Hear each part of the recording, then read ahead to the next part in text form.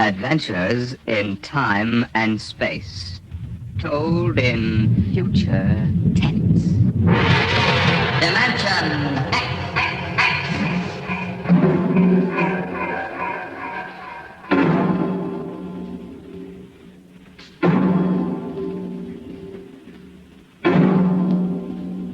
Can you predict what will come in 100 years? Or in 10? Or in the next minute? Can you see beyond the known dimensions of time and space into the unknown, Dimension X? It was in the year of 1982 that spacemen first discovered the Great Galactic Barrier. In the past 10 years, rocket travel to the moon and the nearer planets had become commonplace. And then men fixed their sights on a more distant star, the remote planet known as Volta. 5 exploratory ships went out, and none came back, each in turn disappearing mysteriously at the same vanishing point, an invisible wall somewhere in the vast outer reaches that became known as the wrecker of spaceships, the Galactic Reef. And yet, the explorers refused to admit defeat. It was on June the 2nd, 1987, that the rocket Star Cloud made ready for takeoff, the 6th to attempt to crack the barrier and win through to Volta. Now hear this. Condition blue. 1 minute till blast off. Now hear this. Condition blue. 1 minute till blast off. Bridge to nav control. Navigation, Collier. This is Captain Thorson. Ready, Lieutenant? We're ready, Captain. The course is in the integrator for takeoff at 1200 hours. All right, stand by for acceleration. Bridge to engine room. Fire up your rocket chambers. Take off at exactly 1200 hours. I'll read you off. 30 seconds. 29. 28. 27. 26. Condition red. Hold it. Revoke all orders. Who turned in that alarm? We've uncovered a stowaway, sir. Stowaway where? I think it's sick bay. Dr. Spitzlin found him. Have him brought up to the bridge. Engine room. Kill your rocket. Stand by. Thorson, this is Colonel Harrison at ground control. What's holding you up? Trouble. What's the matter with you? What's the matter with you? There's stowaway aboard. Stowaway? Yes, I thought your men were supposed to police this place. What's the All matter with right, Captain, take it easy. you? You know what this delay can do to us, don't you? 1 minute late at takeoff can throw us 1,000,000 miles off course. We'll have to reintegrate the whole works. Well, look, how long do you think it'll take? Don't bother me for a while. I'm busy here. Stupid idiot. Come in. Here's your stowaway, sir. Now, court martial. Charlie. Can you use a good radio man, Skipper? Oh, I see you two have met. Met? The Skipper and me made 50 trips to the moon together. Didn't we, Captain? Charlie, if you wanted to come along, why didn't you volunteer? I did, Skipper. They turned me down. What's wrong with you? Oh, acceleration bends. They said my arteries wouldn't stand another trip. Oh, I'm sorry to hear that. But they're wrong, sir. I got one more good trip in me. Now, listen, Captain. You know these green kids don't know the first thing about space radio operation. You put a man like me on, and I'll be getting you bedtime stories from Mars. Now, you know the regulations as well as I do, Charlie. I can't take you much as I'd like to. Colonel Harrison will murder me for this. I'm sorry, Charlie. I have to put you aground. Tell you what, Charlie. I'll ask Harrison to put you on his ground radio contact.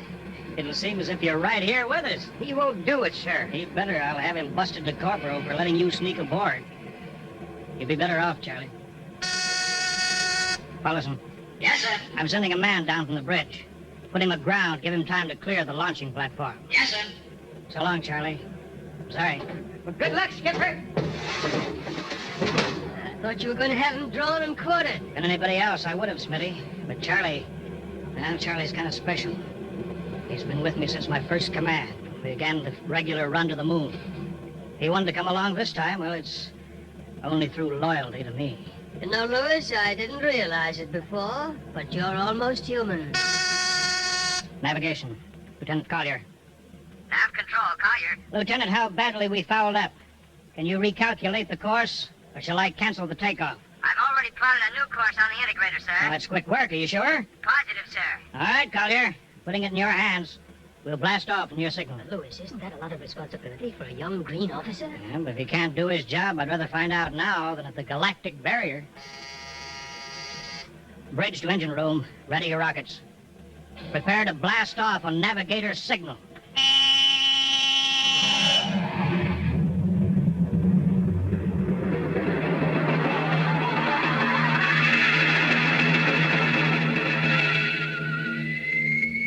How we doing, Collier? Coming on the bearing, sir. 4, 3, 2, 0. We've intersected the course vector. That's good work, Collier. Course corrected, sir. Ready to go into atomic overdrive anytime you say. All right, stand by. Now hear this. Prepare for maximum acceleration. Bridge to engine room. Kill your rockets. Rockets out. Fire up number 1 cyclotron. Number 1 ready. Fire up number 2. Number 2 ready. Engineering, withdraw your dampening rods. Fission chamber ready. Blast tubes are clear. Ready. Take it on overdrive. How we doing, Collier? On course, sir. She's running hot and true. Well, my compliments, Lieutenant. This job would have done your father credit. He was the best navigation officer I ever saw. Thank you, sir. Start your gyros, put her on robot control. All right, ship is yours, Mr. Collier. If you need me, I'll be in Dr. Smithson's office. Yes, sir.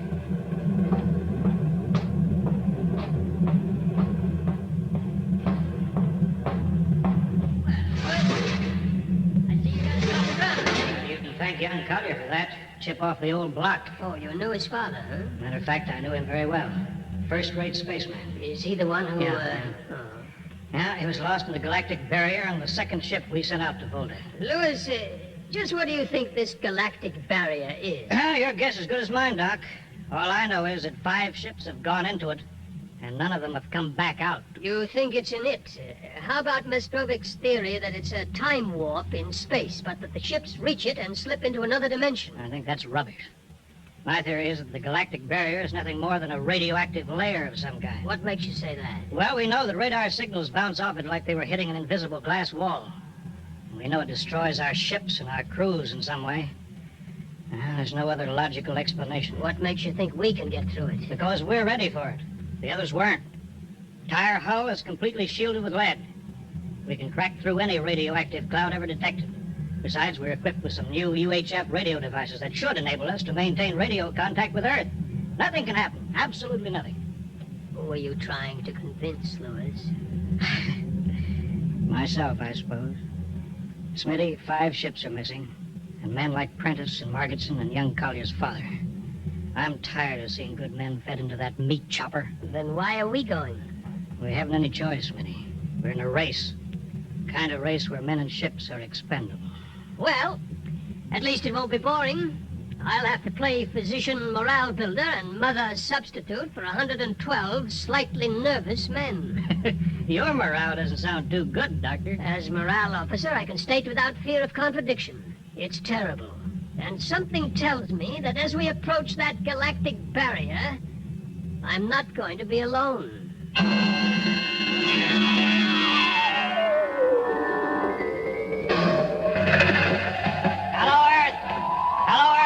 Captain Thorson of the Star Cloud calling Earth. Star Cloud to Earthbound. Can you read me? Hello, Star Cloud. Hiya, Captain. Charlie! Well, I see they haven't court-martialed you yet. No, sir. Thanks to you. Well, Charlie, it's good to hear you. You can read us the funny papers on Sunday morning. Right. How's the signal? Strong. Clear as a bell.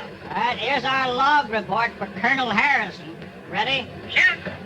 June 2nd, 1987. 4 weeks out from Earth, running true, no radiation, operation normal, still making our approach to the galactic barrier. That's all, Charlie. See you later. Good luck, Captain. I sure wish I was with you.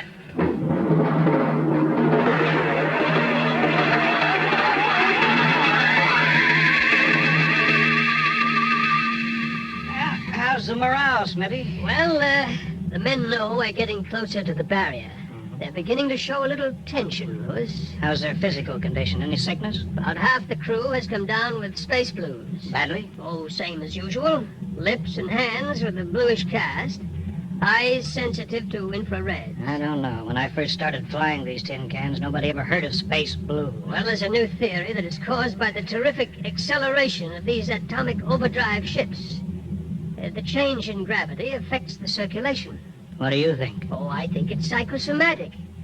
I've noticed that the same men who get space blues under tension on a ship tend to get blue coloration back on Earth when they're upset. I guess it's an occupational disease of space navigators. You think it's just nerves, then? I don't know. But young Collier has a bad case. I think it's tension from overwork. Maybe he needs some vitamins. Louis, when will you realize that vitamins are not the panacea for all the troubles of mankind?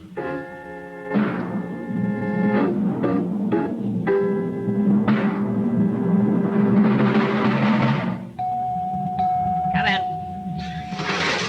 Oh, Lieutenant Carter. Sir, I understand you've relieved me from duty. Dr. Smithson says that you aren't looking very well. I'm giving you a rest. I feel perfectly able to continue, sir. Your lips are as blue as Minnetonka. I'd like to remain at my post, Captain. Don't be foolhardy, Lieutenant. I'm not being foolhardy, sir. I have a special personal reason for wanting this expedition to reach Volta. Your father? Yes, sir. You think he might still be alive? I have to find out what happened, sir. I think I understand.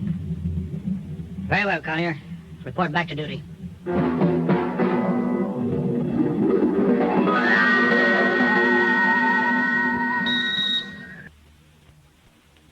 What's the reading, Paulson? We're getting a +5 radar bounce now. It's coming off the barrier almost as fast as we send it out. What's the interval? 0.3 of a second.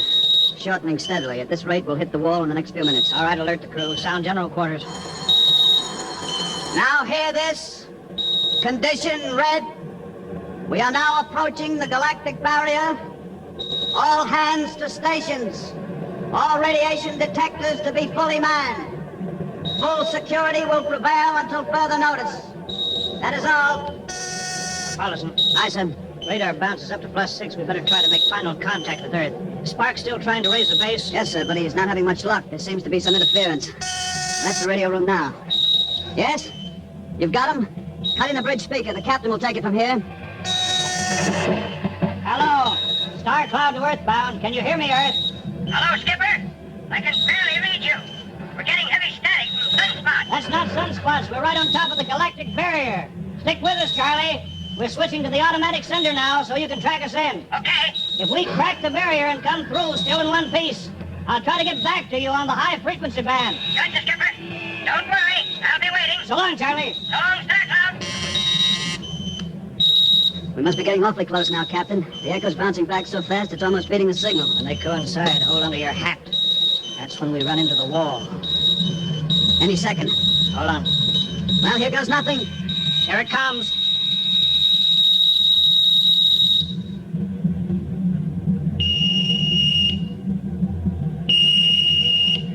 Captain, Why, nothing happened. we made it. We made it, Captain. No radiation, no time warp, no nothing. The crew's gone crazy, sir. Let them. They earned it. Say, Doc, can you break out a few bottles of snake bite serum for medicinal purposes? I sure can, Louis. This calls for a celebration. How's your morale now? Couldn't be better. How's yours? Condition red. Radiation detected. Condition red. Radiation detected. Holy mackerel. Look at the needle on that indicator. Paulson. I see it, Captain. We're picking radiation like crazy. What's it like? It's a strong wave. What kind is it? I don't know. It's too long for cosmic ray and too short for UHF. All right, track it down. Triangulate it. Make it fast. I want a directional fix. Yes, sir. Engine room. Yes, sir. We're picking up radioactivity. Is it the fission chambers? No leak, sir. Check your gauges.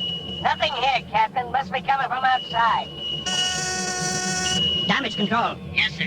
Is our lead shield leaking radiation? Haven't found anything yet, sir. All right, keep at it. Paulson, how you doing? I've got a fix, Well, Captain. what is it? I have to recheck my figures. Well, hurry up. The angle is correct, but I don't... Come on, man, for Pete's sake. It's right, sir. What's right? Speak up. Where's the radiation coming from? It's coming from inside the ship. That's impossible. No, sir. I've checked it twice. Well, then, there's only one thing left to do. Paulson, get a Geiger counter. We're going to start combing the ship, inch by inch. Ready, sir. All right, turn it on now. Yes, sir. We'll check the atomic guns first. Cut through the officers' quarters to ordnance. Come on. Wait a minute, sir. What is it? The signal's weaker now. Let's go back.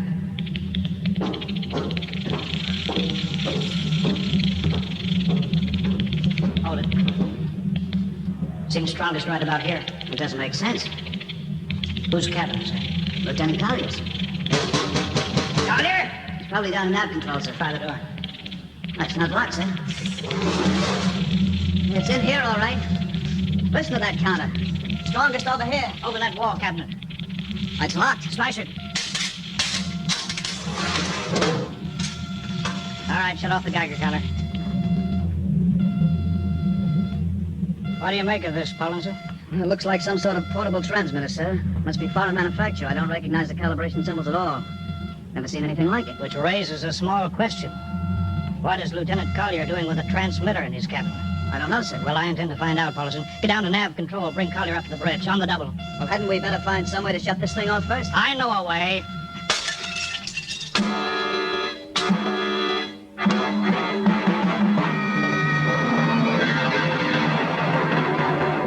Lieutenant Collier, I'm going to ask a few simple questions, and I want a few simple answers. Yes, sir. What were you doing with the transmitter in your cabin? Transmitter, Captain? You know nothing about it? No, sir, I don't. Do you recognize these calibration symbols? No, sir. Can you think of how it might have been placed in your cabin without your knowing it? No, sir. Unless someone came in while I was on duty. Would that have been possible? Why, I suppose if someone had a key... I found your cabin door unlocked. Well, I meant a key to the wall cabinet. I didn't say the wall cabinet. Well, sir, You what, Lieutenant? How could you have known it was in the wall cabinet? I just assumed. Lieutenant Collier, I find it hard to believe you would lie. Having known and respected your father and having observed the way you handled your job. However, I intend to get to the root of this thing. May I have your wristwatch, Lieutenant? Sir? Your wristwatch. Here, sir. Paulson, turn on that Geiger counter. Yes, sir. Hold this watch next to it. Yes, sir. That's all. Lieutenant, if you hadn't any close contact with that transmitter, how do you explain the radioactivity of this watch? I don't, sir. I think you'd better. To whom were you sending those signals? Condition red! Condition red! There's your answer, Captain. What is it, Collier? Alien spaceship approaching! Alien spaceship approaching! Sound battle stations. Collier, who's aboard that ship? All right, now talk, man. Very well, Captain. My mission seems complete. Your mission, are you admitting that you're an agent of a foreign power? I am stating it. What nation? No nation, Captain. What? I am an agent of the Voltan government. The what? The government of the planet of Volta. You're crazy. Are you so stupid that you think your people are the only ones who can invade another planet? What do you mean? We've had agents operating on Earth since 1945. I don't believe you. What do you think happened to those 5 ships, Captain? Where do you suppose we got our information, your language, your culture, family background? Your appearance, you look... Like Commander Collier? Is that so surprising, Captain? We had a living model. I ought to kill you. That would be very foolish. I would advise you to surrender without delay. Alien ship now coming in ordnance range! I'll deal with you later, Collier. Paulson, Sir? put this man in irons. Take him away. Don't worry, sir. We'll take good care of him. Carpenter! Robinson! Gunnery, Gunnery Richardson, what's the range? 10,000 meters are closing fast. Put your guns on radar tracking. Tracking. Coming on a burn.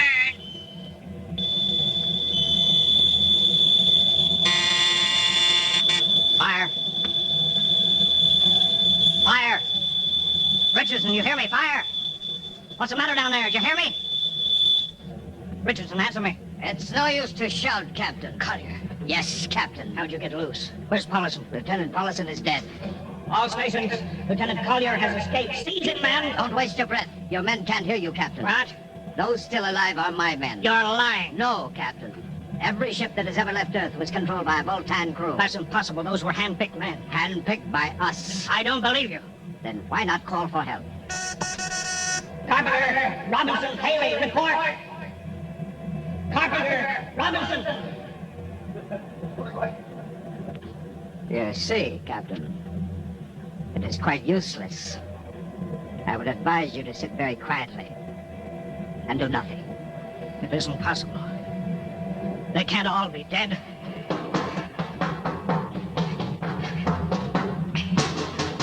Smitty!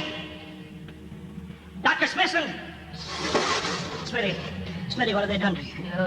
Oh, those dirty... Don't talk, Smitty. Closer. Not much time. Lewis, space blues. Space blues. What is it, Smitty? What are you trying to tell me?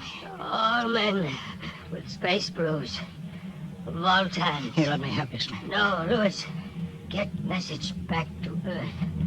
Of all time. Fifth column. Watch out for space blues. Smitty.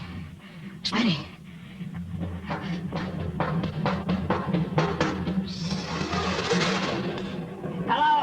Hello. Star Cloud calling Earthbound. Please, God, let me get through before it's too late. Hello, Star Cloud to Earthbound. Come in, please. Come in, please.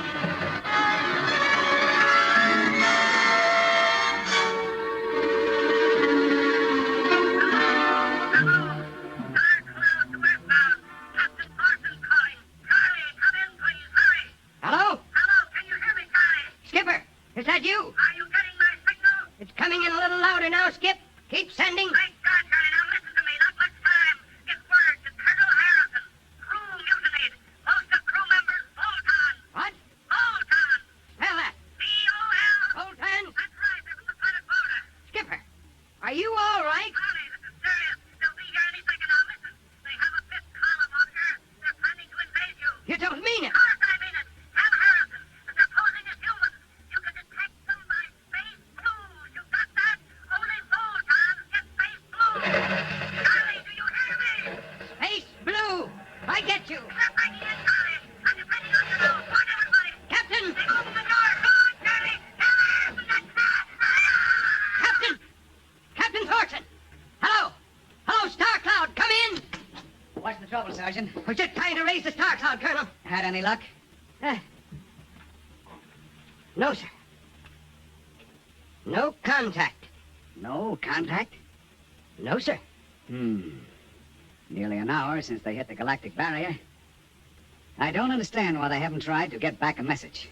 No, sir. Neither do I. All right, I'll take over for a while. Yes, sir. Go right ahead, sir. You'd better go out and get yourself some coffee.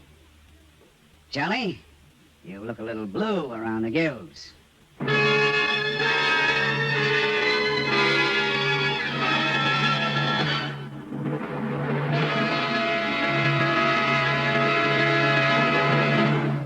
You have just heard No Contact, an adventure in time, space, and the unknown. Dimension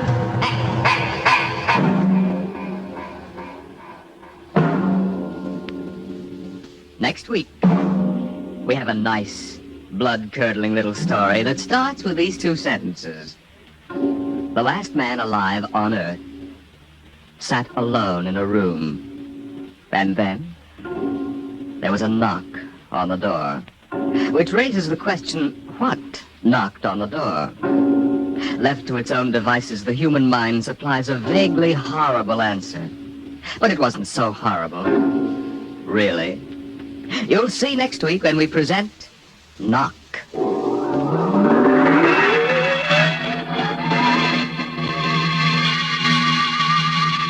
Tonight, Dimension X has presented No Contact, an original story written by George Lefferts, from the storyline by Lefferts and Ernest Kenoy. Featured in the cast were Wendell Holmes as Captain Thorson, Lawson Zerby as Lieutenant Collier, and John McGovern as Dr. Smithson. Your host was Norman Rose. Music by Albert Berman. Engineer Bill Chambers. Dimension X is produced by Van Woodward and directed by Edward King.